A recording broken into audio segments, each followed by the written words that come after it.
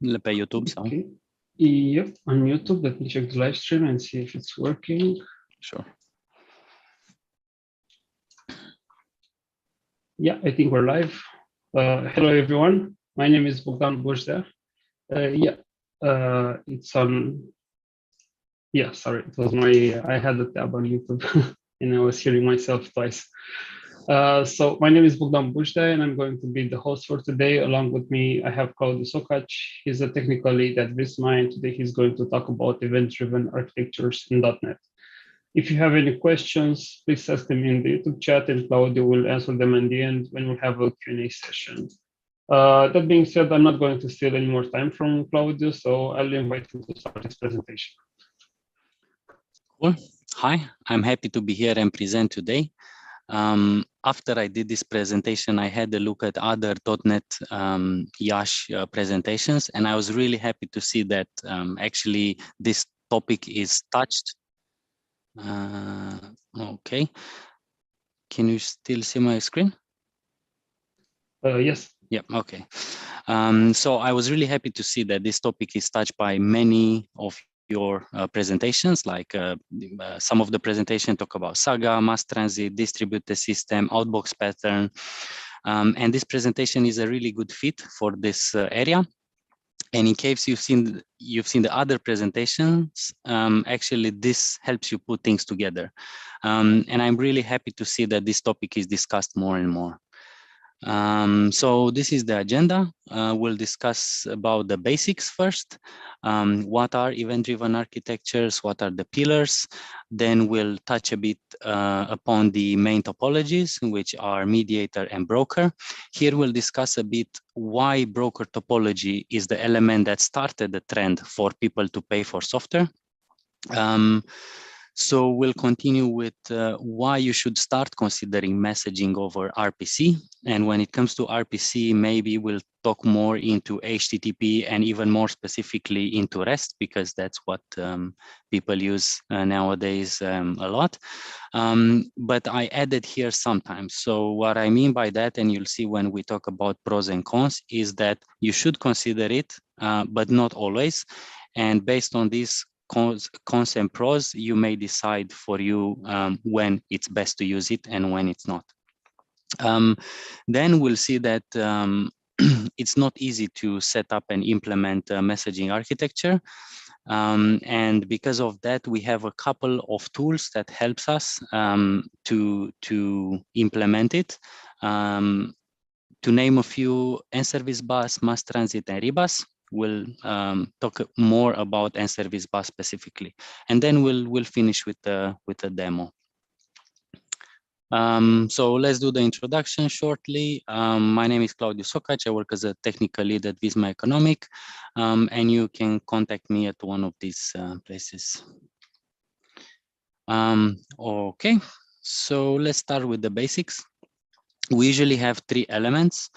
We have event producers, event ingestion, which can also be called event routers, and we have event consumers. In short, emitters detect, gather, and transfer the event, and the consumer receives it, maybe alters it, and consumes it. Here you may see the message that arrives in the event ingestion is slightly green. And what I wanted to emphasize by doing this is the fact that the event routers, before they send this event further to the event consumers, it may modify it or change it. So the message that goes to consumer may be different than the message that the event producers sent or not. This is up to you, but it's a common practice if needed to do so. Even though the event has already happened, the entity sent to other applications is usually still called an event for simplicity. This event that is produced, published, and consumed is usually in a form of a message, and that is why actually this architecture style is also called message-driven architecture. So for the people who already work with it, event-driven architecture doesn't mean by default queues and topics. It is usually implemented this way, but for example, we can implement pub/sub pattern in a console app solution, so we don't need the infrastructure of the queues and topics. We can do it in a simple console app, And this way, we do not get the real benefits of the whole architecture. However, we get the benefits of the pattern.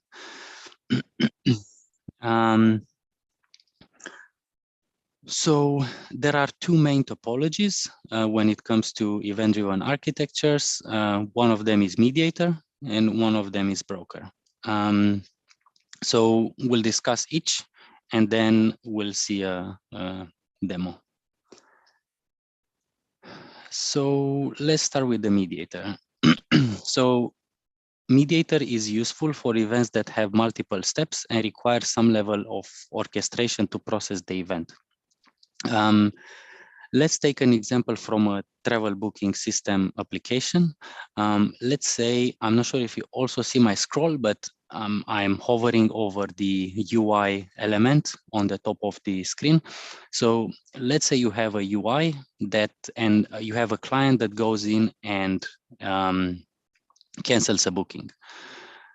The UI can either directly send an event as a message, or it can send it through an API, or let's say a REST API, and the REST API can send this message. However, from this point on, everything that happens through the event-driven architecture. So I want to highlight here that we don't talk about, let's say, REST microservice architecture, where we send messages for the slow running operations that we have, but rather the whole architecture is built upon messages. So you may decide to have an API as a first layer or interface for your UI, but the rest of the logic happens only through messaging.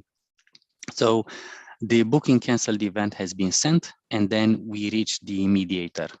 Now the mediator can send the events either in series or in parallel, depending on which ones can go in which way. So in our case here, we have the first step is check refund possible. Check refund possible functionality will publish a message to a queue, or more specifically to a topic. Then it arrives in a queue, and from that queue, the message is being sent to another processor, to call it, which in our case is refund validator. And as soon as the message has been sent, it's basically fire and forget. The check refund possible doesn't wait for a message to come back. It actually, the message will be sent to it. And here is the first place where we notice a big difference with, let's say, a REST, where you have a request response. You are not sure that you will be sent a message back. That's the first place where we can notice that it may be harder to implement than RPC, but you'll see that it has a lot of pros as well. So the message is sent to refund validator. The refund validator does its checks. And if the refund can be done, it sends another message to the queue or to another queue. And then from that queue, it arrives back in the mediator. Now, we have two actions that can be done in parallel. We can, at the same time, we can send a canceled event to our analytics, which can do some processing there and push some information to us. And we can also calculate the refund, which again is sent through a message to the refund calculator. The refund calculator sends a message back saying, this is the amount you need to refund this client. As soon as that happens, the mediator goes to the next step. It sends a message to do the refund. But for example, in this case, we may decide that we don't want to wait for a response back.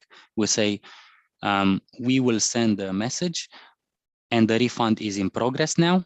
As soon as that happens, we can send an email to the client saying that the refund is in progress and you're waiting for your money back.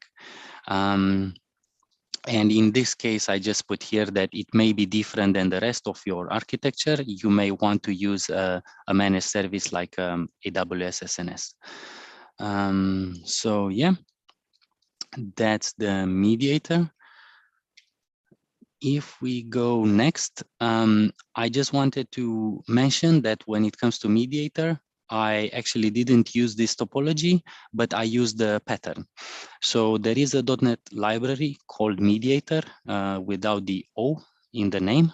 It's actually implemented by Jimmy Bogard.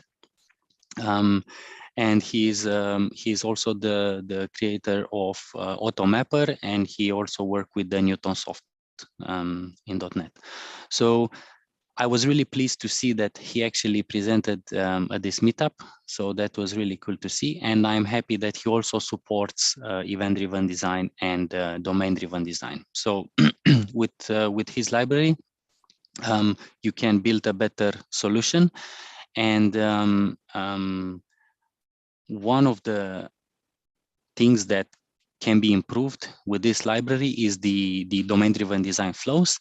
And if you give it a Google, you'll see that it basically helps you remove the dependency injection objects that the injected objects that you usually do in the controller, and this mediator handles that.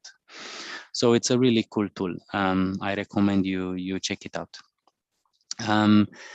Maybe you now look at this this design and you'll say it is pretty complex, and because it goes through the messaging, isn't it slow? And you may ask, why should I bother with this complexity?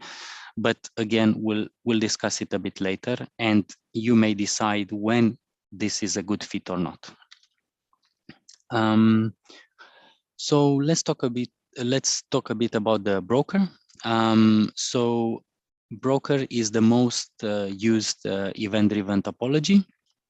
The processor can get some data, process, and send an event, which is picked by another processor that does something, as we've seen before, and then publishes another event, and so on. So let's try to do a small exercise between the broker and the mediator. So for example, here, the mediator mediates all or orchestrates all the actions. Basically, you have a processor here where you have check refund possible. You have a processor which is called refund validator. So basically, all these blue rectangles here are all processors. Here, a mediator orchestrates all the events, but when it comes to a broker, there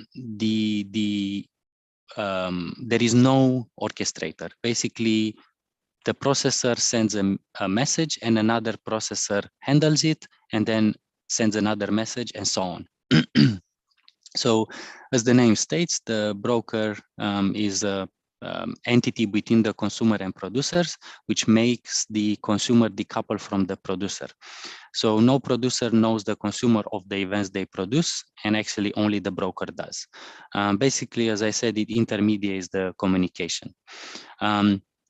Because it needs to know an event is sent to which processor, it also has and contains a mapping between the event type and the destination. And here we may notice the first goodie about event-driven architecture, or in this case, the broker, is that the consumers don't know about the producers.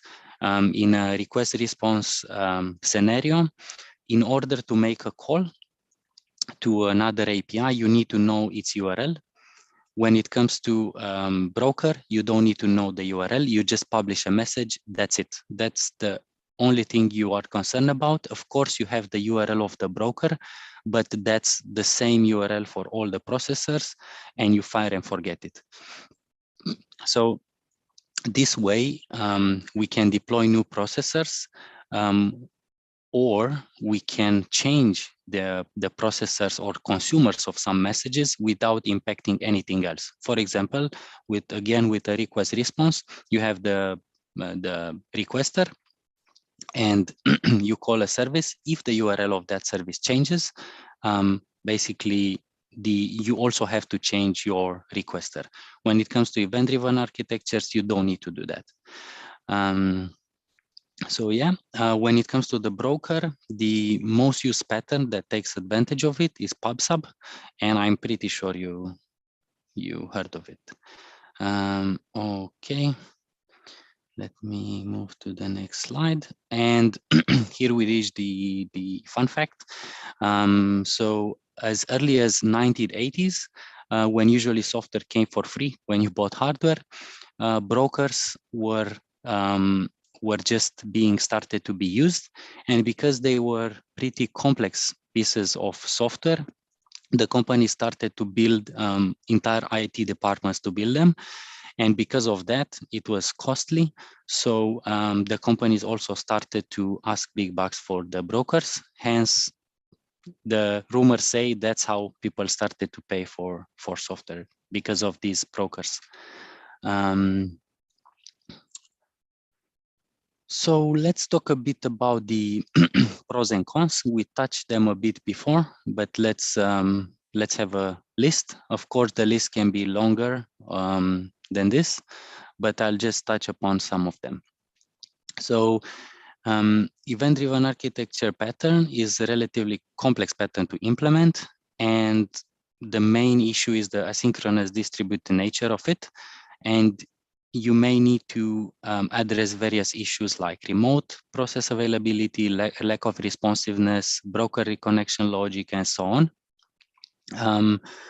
And another cons is that the ease of development can be low. So here I can give you one example. When you have a consumer and producer, you have a contract between them. And because you make a call to the second microservice, it's a blocking call. Basically, you will wait for your message to come back, and if the contract is not the same, your message fails immediately. So you know that the contracts are not the same. However, when it comes to messaging, because of the broker, or in general because of the queues that where you send your messages, you don't know if the contracts fail because you don't receive immediately an answer from the call, because it's actually not a call. It's just sending a message to the broker. So that can be considered a big issue as well. But now let's look to the bright side. So we have the event-driven architecture is non-blocking. So as opposite to what I mentioned before, when you make a call, you don't wait for a response. So you can continue with whatever you were doing.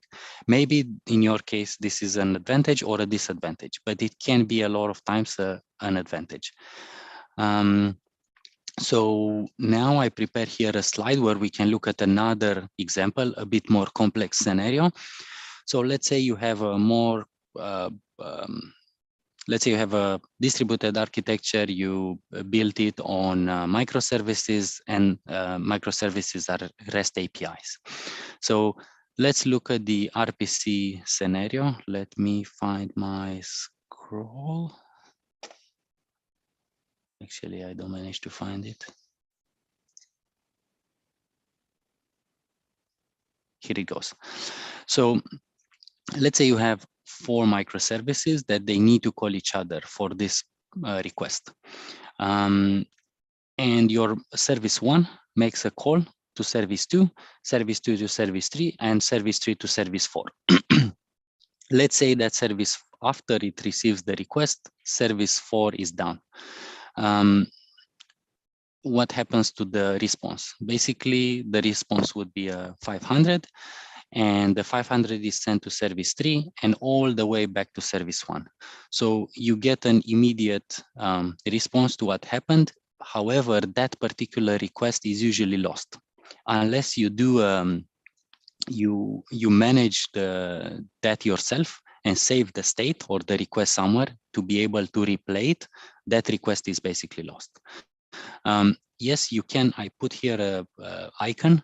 You can retry that request in all these places, but let's say that the service 4 is down for 10 minutes and you won't retry for 10 minutes continuously. So this can be an issue in some cases, or depending on the scenario, it cannot, but it can. So let's take another scenario with the event-driven architecture. You have service 1 sends a message to a queue. This looks like a database, but I wanted to I want it to look like a queue. So it sends a message to a queue. The broker sends that message to service 2 and so on, and it reaches service 4. The message is being retried, similar to your RPC architecture, is being retried, but service 4 is not available. And in this case, the message remains in the queue, which means that it can be replied, or it will be replied automatically when service 4 is up and running. So let's say service 4 will be up and running, but it takes a while. So service 4 is up and running. Now the message is picked again from the queue because there is a consumer for it. It sends another message back to the queue and all the way to service 1. Now maybe service 1 doesn't need that message anymore, but in case it needs it, maybe there is some banking transaction that needs to be finished, or something that you want some persistence over all the actions that happened. And not only that, but you also want to be able to replay any failures. You can take advantage of the event-driven architectures. So let's come back to the pros. I also mentioned here simple scaling up and down and in and out. I want to give here another example. Let's say that you have a microservice and you want to scale it down. A service, a request, and I'm talking now about REST or RPC in general. Your request reaches that microservice, and then the auto scaling puts it down. In that case, your request would fail. You may say, yes, but I can have a load balancer before, and that would deal with it. Yep, you're right. But let's say in case you don't have, that request is lost. And based on what I discussed before, with a messaging architecture, you don't need a load balancer. That basically this is dealt for you. Then we have light coupling of components. I mentioned this before, is the fact that the consumer don't know about the producers, which can be a huge benefit when you want to spin up and kill consumers and producers on the fly. So basically they are not affected because the messages are persisted in the queues. And I also mentioned messages can be dynamically routed multiple times to different consumers. So you can decide that you have 10 microservices which are message based, and those 10 microservices, as soon as one message has been handled, it is handled just by one of those instances. That's fine. However, with a fan out strategy of the message, you can decide to send that message to multiple consumers. You can spin up on the fly a new consumer, a new type of consumer, and I'll link to the previous example in the slides with the analytics. You can spin up an analytics consumer and you don't need to change anything. I mean, except the strategy to be fan out strategy, which is in the infrastructure. You don't need to change the microservice that sends the message, and you don't need to change the consumers that consume the message. So it is, you can dynamically do a lot of things with this type of architecture. And I kept it for last, is performance, because this can be subjective. But when it comes to performance, I just want to show you this picture from an article from the particular website. Particular is the company that built nService Bus, which will be used for my demo today. So what they explain in that article, and I can share that with you if you want, if you're interested. But basically, if your microservice is not smashed by a lot of requests, let's say a couple of thousand requests, or even maybe tens of thousands per second, maybe RPC is the way to go. Maybe you don't need to look at messaging, but it can, as I said, depending on your context, it can messaging can be used even for this scale. But as we go up and up, when you have more and more requests coming in, your RPC microservice performance will go down. One of the main example that I can think of, not only the capacity, the CPU, the RAM, and all of this, but even the SQL. So for example, let's say you connect your REST API to a SQL database and you smash the SQL database with a lot of requests. And at some point, because the SQL is smashed, it will use all the CPU power, and when it comes to SQL, it is not as easy to scale it up and down and in and out as we would want. So you will see that the RPC can even go down. But when it comes to messaging, when you reach a maximum plateau, basically your performance becomes linear, because the messages arrive in the queue and you can say, okay, I have millions or tens of millions of messages in the queue. However, I send the next message only when any consumer is available for my message to be consumed. So the messages are not sent directly to the consumer as soon as they arrive. They are sent slowly when the consumers are ready to pick up the next either chunk of messages or individual messages. Yep, so this can be a huge benefit, and I would add here that companies like Netflix and LinkedIn, they successfully implemented event-driven architecture in production, and they are pretty happy with the results.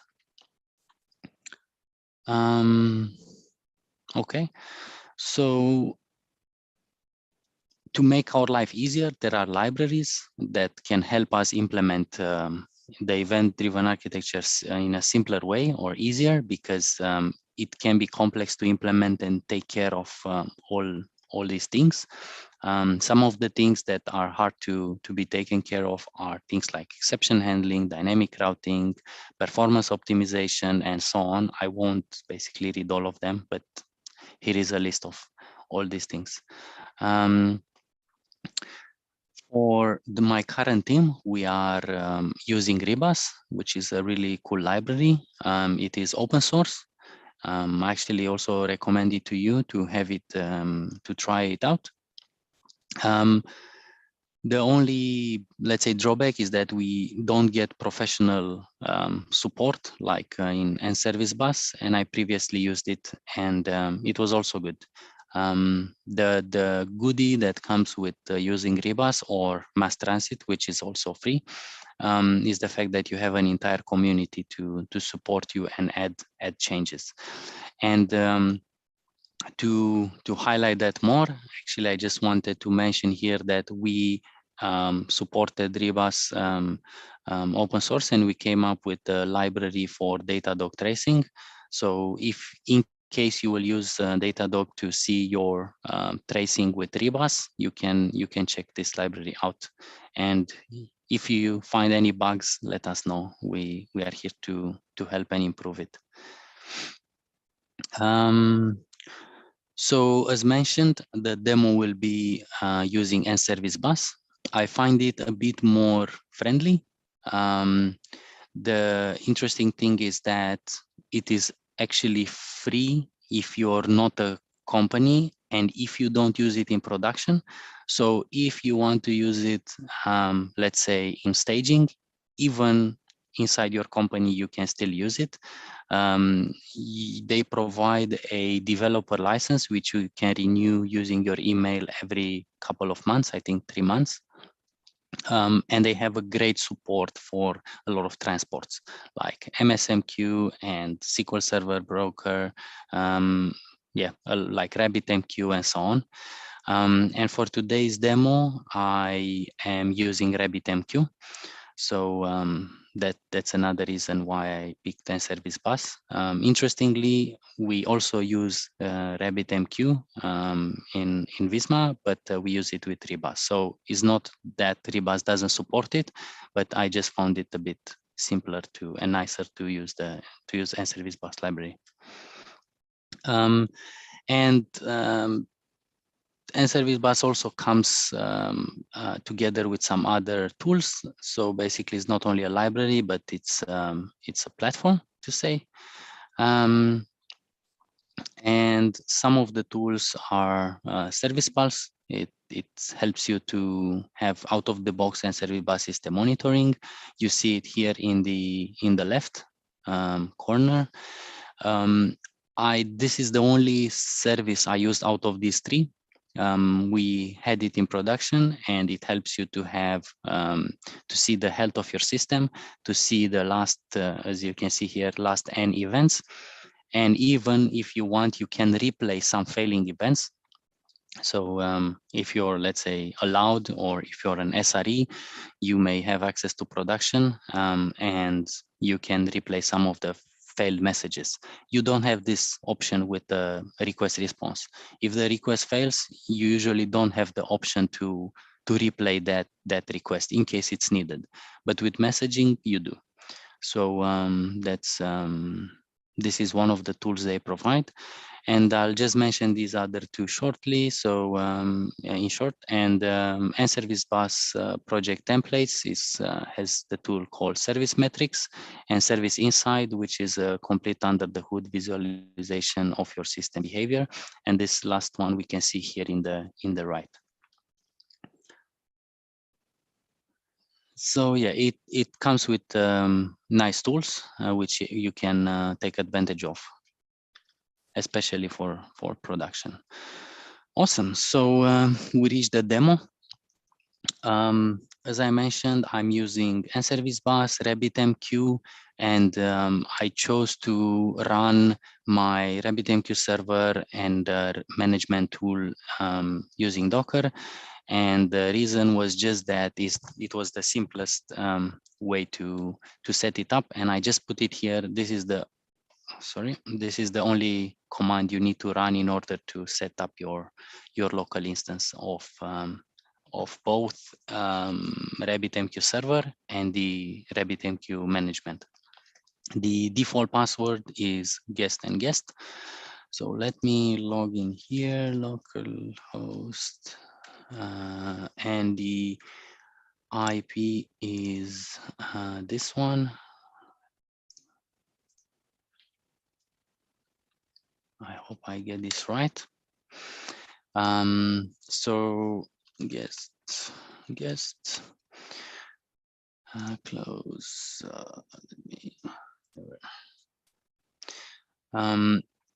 So maybe I can mention, let me zoom in a bit. I can mention a couple of elements when it comes to RabbitMQ. So we have a couple of main items that we can talk about, which is queue, exchanges, and bindings. So some of the queues, they are already here for the demo because I tried it before. I don't want to leave it to the demo gods to fail my demo. So I had a look before, and my queues have been created automatically, the same as my exchanges and my bindings. So just for you to have a better grasp of what I mentioned here, I just want to show you a nice small website that helps you visualize RabbitMQ flow. So let's say we have a producer here. Let's call it producer. We have an exchange. I actually cannot modify the name. Yeah, exchange. And we have a queue. And we have a consumer. Cool. So the producer sends the message to the exchange, and the exchange decides which queue to send that message to. As soon as the message arrives in the queue, if there are any consumers, there is no way that the message is not sent to the consumer, but the exchange decides which queue to send it to. So in the exchange, I discussed a bit about the fan out, and you can also have direct, but let's keep it simple. And you have the producer where we can send the message. We can say test, and that's it. So now let's link the queue to the exchange and the consumer to the queue. And let's go to the producer and send a message. So we'll see that the message is sent from the producer through the exchange, through the queue, and the queue sends it to the consumer. Now, let's say that we, let's double click. Let's say that we delete the consumer. So this is what I meant, that this benefit or this pro is a big one. So the consumer sends a message, but there is an exchange, there is a queue, there are no consumers because they are down. I sent one and it is in the queue, but let's say I send a couple and they are all in the queue. Now, let's say I add a consumer and you'll see that the messages are slowly handled by the consumer, even though the consumer is up and running after the messages has been sent. So you've also seen that they are not handled all at once. They are slowly sent. As soon as the consumer consumes it, handles the message, then we are able to send another one. The broker actually sends another message from the queue to the consumer. Yeah, so now let's go to Visual Studio to actually see some code.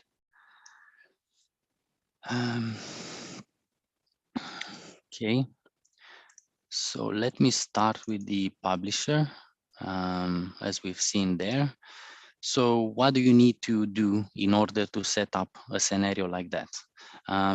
I want to say that in our case, we've done a more complex scenario. We've used the Saga, which can be considered an orchestrator like the mediator. However, because we use RabbitMQ, we actually, all the messages will go through broker topology. So in here, we have the publisher. So what did I do to set up my publisher using nService bus? Basically, I set up an endpoint. They call it, this is a class from nService bus. They call it an endpoint. I set up the transport. I set up my license, and then I just click start. Now let's see what did I do for setting up the transport. So I said use the transport to be RabbitMQ transport. In here, if you don't want to set up your RabbitMQ, you can have a, it's called a learning transport, and you can use this transport. So you can send messages that just for local testing, but you so you don't need to set up any infrastructure for it. It's just for you to play around with the tool. Then I set up the connection string, as I said, the connection to my RabbitMQ server. And here I take it from the environment variable. Then I set up the routing topology. This is required for RabbitMQ. And then I decide to use JSON, just because I like JSON and I don't want to set it up in a different way. Then here I have as I mentioned, I set up the license. When you go online, they provide you a page where you can put in your email and you can generate a license for 3 months, as I think. So I just mentioned the license, and the only problem by not having a license is just they will pop up, they will show a message in your console and they will open a website. So basically, if you don't want to use a license and you're fine with some messages in the console, you don't even need to set up the license. And here we have some other options to set. Some of the options are enable installers. This is what I did before this demo. This creates for you your exchanges, your queues and everything. But now because they are created, I don't need it anymore. I just commented it out. Then you can also decide, let's say after a number of retries of the messages, the message, rather than remaining in your main queue and waiting to be picked up, it can be sent to an error queue where you can handle all your errors by some other processor. And lastly, here I just mentioned, of course, there are a lot more things that I can go through, but I just wanted to mention a couple.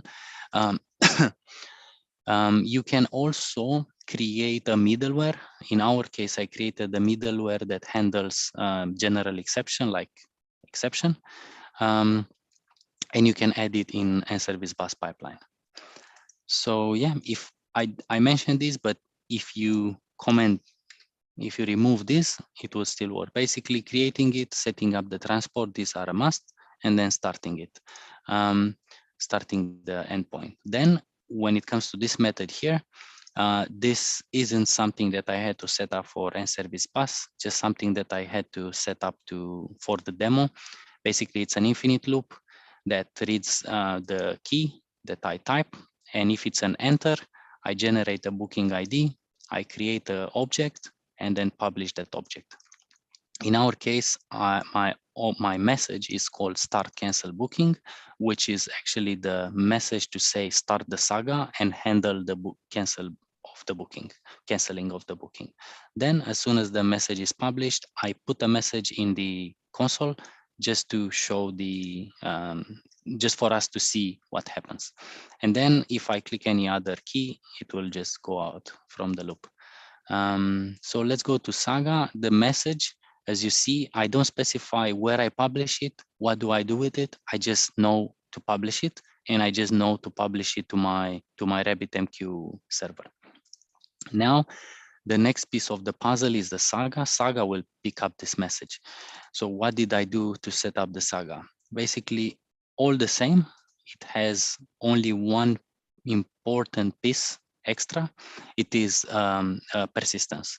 So let's do another exercise. Let's say I want to have batch processing of cancel booking. I want to have an endpoint, as we see now, this endpoint. I want to have an endpoint where I don't send a booking ID or a booking to cancel. I send a list of them. So the Saga takes the list, sends each message to cancel the booking to the consumer, or a processor sends the message, and rather than waiting for a response, as we discussed before, it dies. So whenever a message arrives back to the Saga, it needs to have a persistence layer to say this message has been canceled, this booking has been canceled successfully, and this one and this one, and for this batch now I have all the bits and pieces. Now I can complete the Saga. So that's why it has a persistence layer. Other than this, it's basically the same. But now we reach another important place where we check the handlers, because for a publisher, you don't have a handler, but for Saga, we need to specify. Here we have a first handler to say handle start cancel booking. We didn't do any configuration for the Saga to know to handle this type of message, except just defining this handler here with this type. So service bus will go and using reflection, we'll find out the type. We'll do a binding between the Saga queue and the this type of message. So from now on, any type of message start cancel booking is sent to Saga queue, and as soon as it arrives in the queue, it will be picked up by Saga, more specifically by this handler here. So here we also have some configuration, which is configuring as the link between the message and the Saga. And in our case, the link will be done by the booking ID. So my Saga, I have a Saga class for persistence, and it's called booking data. And I have a booking ID. So we link the Saga ID with the ID of the message. We don't have an array in this case. That was just a scenario, but I kept it simple here. Same for the second message we handle. So that's that. Okay. And let's do something else here. Let's say thread.slip. So let's say that, let's simulate something that there is a process going here. So let's say that it waits 1 second before it does anything, before it sends the actual cancel booking event to the next consumer. And then we reach the subscriber. We reach I won't show you again because we are going out of time, but basically the subscriber has the same setup. And it has a handler just for that particular message, which in our case is cancel booking. And then this processor, I put here the slip, which says here we do something to cancel that booking. And then it sends another message back to the Saga saying that booking has been canceled successfully or canceled. And then in the cancel booking, oh no, this is the shared. In the Saga, we handle this booking canceled event. And here it's another interesting piece. This method is coming from nService bus. So now as soon as I receive this message, I say mark as complete, the whole Saga finished, the whole flow finished. Let's see a demo. So let me start the Saga. I'll start the Saga from Visual Studio.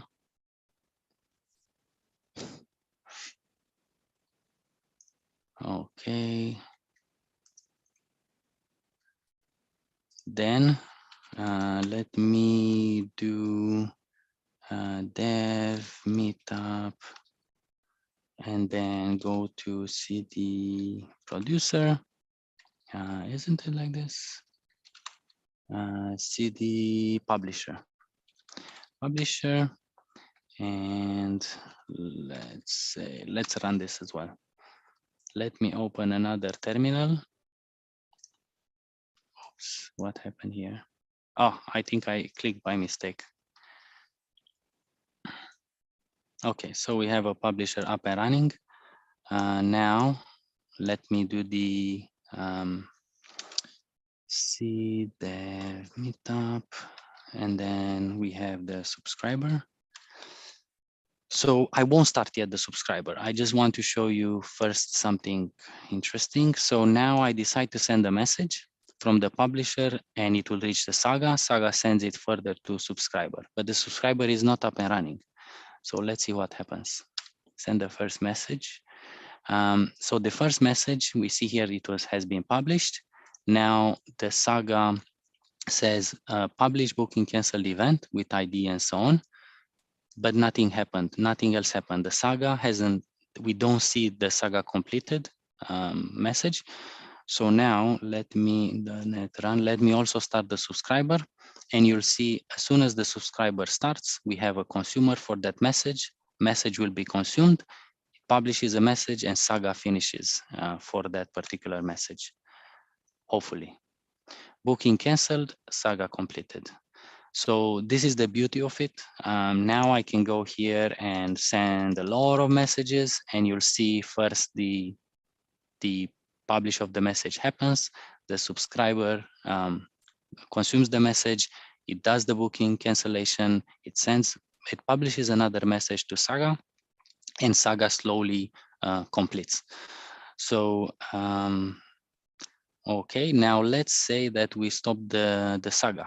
So I stop the Saga. We have the consumer and producers working. I just publish, let's say, I think 3 or 4 messages, and then I start the Saga. So you will see that the messages are being picked, those 3. They are sent to our, not publisher, but the consumer. And then consumer sends back a message, Saga completed. So yeah, that's what I wanted to show you. Let me go back to, not this one, wrong screen, to the presentation. Yep, thank you very much. And I think we have about 10 minutes for Q&A. Okay, want me to read them or do you want to go to the comments? I think we have 2 questions there or several. If you can please read them to Sure. me. Okay. This one was a question from me. So what do you recommend between mediator and the mediator pattern? Because I remember reading a discussion, I think it actually Jimmy Bogart was involved in there. Mm-hmm. And he was actually saying that mediator is not a really good implementation of the mediator pattern or something like that. So, and you said that you implemented mediator pattern, not the mediator library. Yes, so I mentioned I use the mediator library sorry, the mediator pattern through Jimmy Bogart's library, but I didn't use the mediator topology. So I got it wrong. yeah, no, but it's a good question.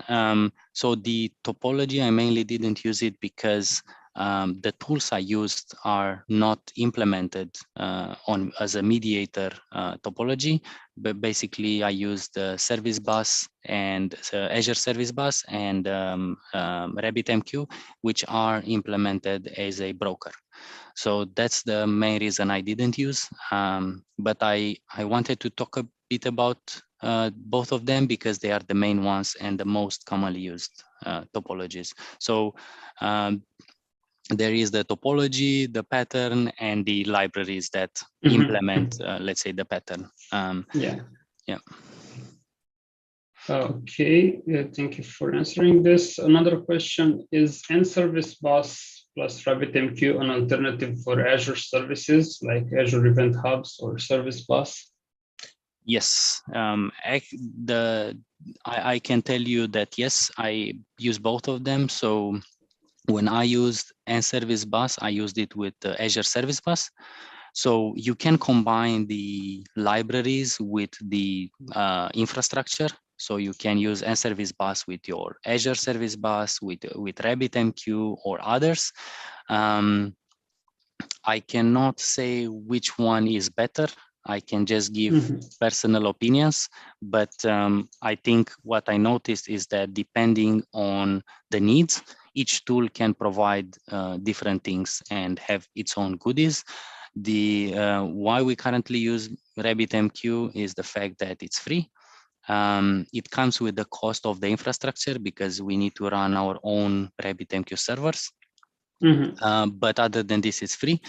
Azure Service Bus comes with a lot of other goodies, but you pay for the Azure cloud. So it really depends on what are your needs.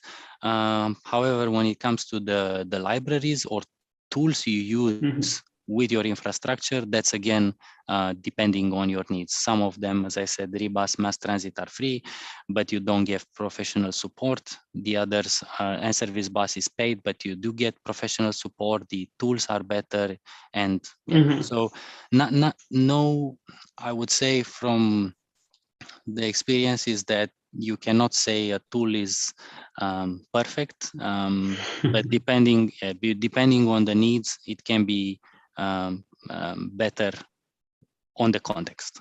Yeah, so if you're already on Azure, maybe it's easy for you to go with their solutions, but otherwise, if you have something on-prem, then you can go with N-Service Bus, right? Yes, exactly. Yeah. Okay. Yeah, and the follow-up questions would be, how would you pick one from the other? So how would you decide between the Azure services and Service Bus, for example? I'm thinking that maybe if you start from scratch or. Yeah, I would just want to highlight here that there is a difference between the infrastructure and the tools you use with that infrastructure. So as I mentioned, for the infrastructure, you have Azure Service Bus in our case that we discussed and RabbitMQ. For the tools, you have N-Service Bus, Mass Transit, Rebus. So you need two of these pieces to implement your architecture. So if you start from scratch, I would really recommend to use the free tools just to learn and grasp. When it comes to the libraries for learning, N-Service Bus is free, Mass Transit is free, Rebus is free. The last two are also free in production. So on the left side, to say on the libraries, you can pick any, whatever you like. I like N-Service Bus, but this is just a personal opinion. On the right side with the infrastructure, again, if you just want to learn, just go RabbitMQ. I put here, it's open source, it's free. And basically just by running this command, you have a RabbitMQ server up and running and the management tool that I showed you here up and running for free. So I would say that that's the best approach to start learning. Okay, moving to another one from Prashad Kumar. If you have any recommended articles for event-driven services. I do, but how can I share them? Should I can put them in on YouTube on the comments section, or maybe you, Bogdan, can share. Perfect. I'll also share them in the meetup, but if you want to take a few minutes after this is over and put some resources in the comments, and I'll share them after. Yep. That sounds good. I cannot provide them now. I didn't prepare them, so yeah. No problem. Yeah, I think that's about it. Cool. So thanks everyone for joining, and thank you, Claudiu, for talking about our meetup. Before you leave, I just want to announce that we will have another online meetup next month. Dragoș Ștefănescu will give us a deep dive introduction to .NET 6 minimal APIs on May 25th. For those in Iași, I hope you can meet someplace and watch Dragoș online because he's in Bucharest.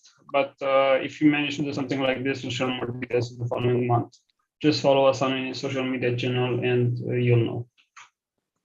Okay, so thank you again, Claudiu, and have a nice day. Looking forward for those resources. Thank you very much again.